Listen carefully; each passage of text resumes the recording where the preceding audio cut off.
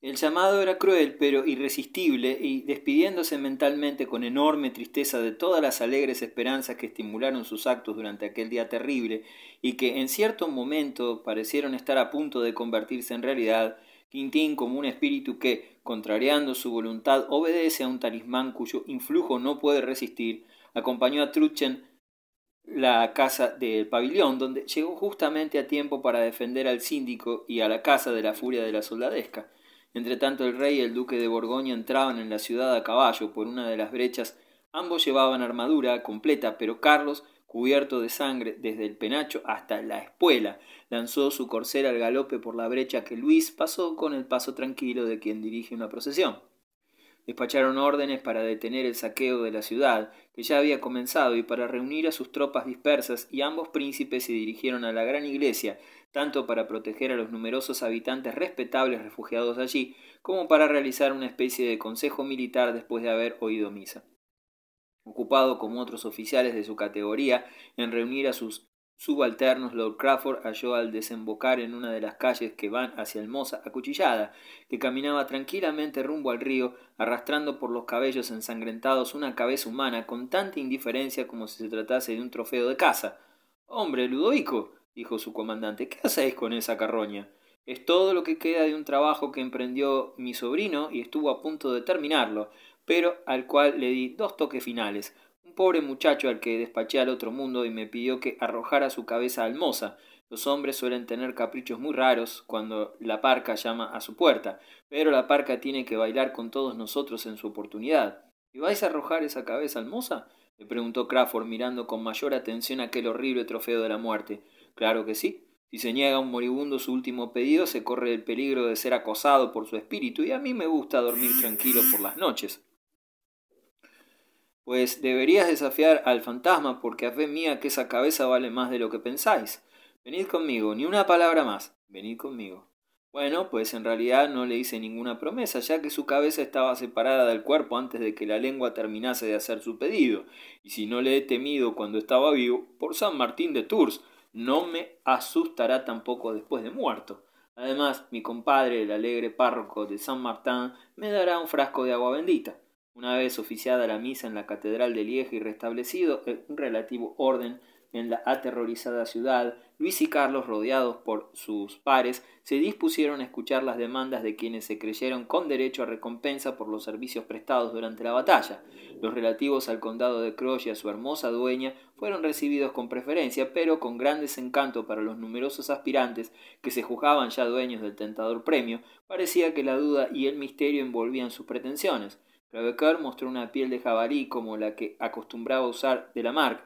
Dunois mostró un escudo claveteado con las armas del jabalí, y varios otros se atribuyeron el mérito de haber dado muerte al asesino del obispo, ostentando pruebas similares, pues la rica recompensa prometida por la cabeza de Guillermo de la Marque ocasionó la muerte de todos los que se armaron y vistieron a su semejanza. Hubo muchas protestas y discusiones entre los competidores, y Carlos, que lamentaba ya su precipitada promesa, ponía la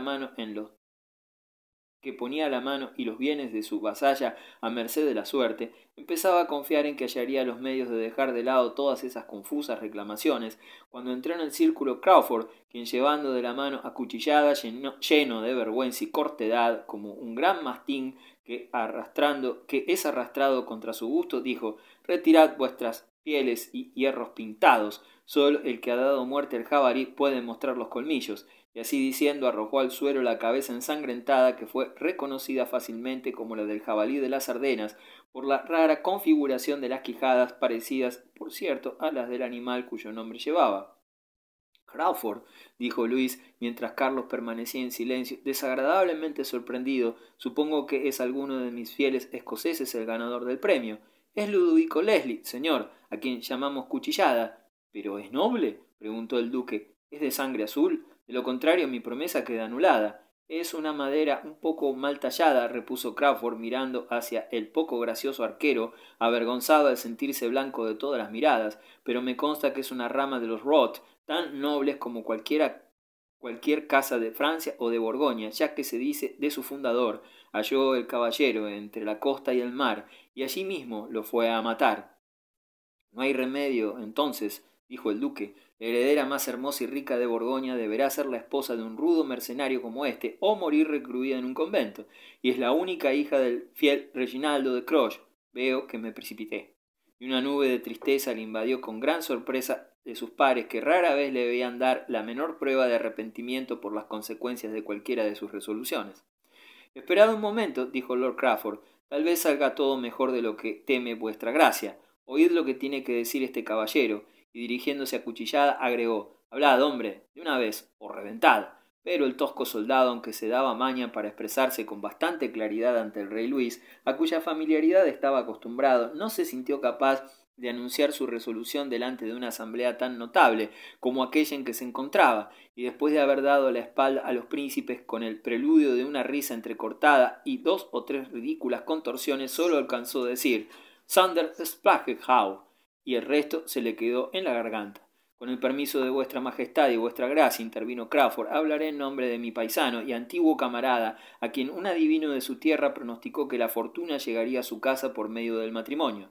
Sin embargo, él, lo mismo que yo, está un poco gastado, y le agrada más el despacho de vino que la sala de una dama, además de haber adquirido algunas costumbres de cuartel que harían que la grandeza no cuadrara a su persona. Por todo lo cual, y obrando por consejo mío, renuncia a sus derechos por la muerte de Guillermo de la Marck a favor de quien en realidad había reducido ya al jabalí, su sobrino, hijo de una hermana suya. Yo doy prenda por los leales servicios y la prudencia del joven, dijo el rey, muy satisfecho al ver que la casualidad concedía tan valioso premio a alguien sobre el cual atribuíanse cierta influencia. Si sin su prudencia y vigilancia hubiéramos sido derrotados, pues fue él quien nos puso sobre aviso de la salida nocturna. Entonces le debo ciertas explicaciones por haber dudado de su veracidad, dijo el duque. Y yo puedo acreditar su valor como guerrero, agregó Dunois. Sin embargo, intervino Crevecoeur, aunque el tío sea un hidalguillo escocés, no está probado que lo sea también el sobrino. Es de la casa de Durward, aclaró Crawford. Desciende de aquel Alan Durward que fue alto mayordomo de Escocia. Ah, sí, es el joven Durward, no digo más, expresó Crevecoeur. La fortuna se ha declarado abiertamente a su lado para que intente discutir con esa dama caprichosa. Resulta notable, sin embargo, observar cómo se ayudan estos escoceses entre ellos, desde el señor hasta el lacayo. Highlanders, hombro contra hombro, repuso Lord Crawford, riendo ante la mortificación del orgulloso borgoñón. Nos falta averiguar aún, dijo Carlos pensativo, cuáles son los sentimientos de la dama hacia este afortunado aventurero. Por el cielo, exclamó Crevecoeur, tengo muchos motivos para creer que vuestra gracia la hallará mucho más dócil a la autoridad que en oportunidades anteriores. Pero, ¿por qué he de incomodarme ante la buena suerte de este joven? Después de todo, son el buen sentido, la firmeza y la valentía los que lo han puesto en posesión de la nobleza, la fortuna y la belleza. Le había enviado estas cuartillas a la prensa con la satisfacción de haber dado, a mi entender, una excelente moraleja que sirva de estímulo a todos los emigrantes rubios de ojos azules, piernas largas y corazón esforzado, a quienes en épocas tumultuosas pueda tentar la ambición de adoptar la hermosa profesión de caballeros de la fortuna, pero un amistoso consejero, una de esas personas que gustan del terrón de azúcar que queda en el fondo de la taza de té, tanto como del sabor de la misma infusión, hizo amargas reconvenciones insistiendo en que debería hacerse un relato preciso y detallado de los esponsales del joven heredero de Glen Oakin y de la hermosa condesa flamenca, con una referencia a los torneos organizados y a la cantidad de lanzas que se rompieron en aquella oportunidad, sin ocultar al curioso lector la cantidad de robustos hijos que heredaron el valor de Quintín Durward y las hermosas damitas en que habrían de renovarse los encantos de Isabel de Croix. Repuse a mi amigo a vuelta de correo que los tiempos han cambiado y las bodas en público pasaron completamente de moda. Hubo días, es cierto, y su recuerdo me alcanza aún, en que no eran invitados solamente los 15 amigos de la feliz pareja a presenciar la unión, pues los asistentes a la boda continuaban sacudiendo sus cabezas hasta el amanecer, según se relata en El viejo marinero.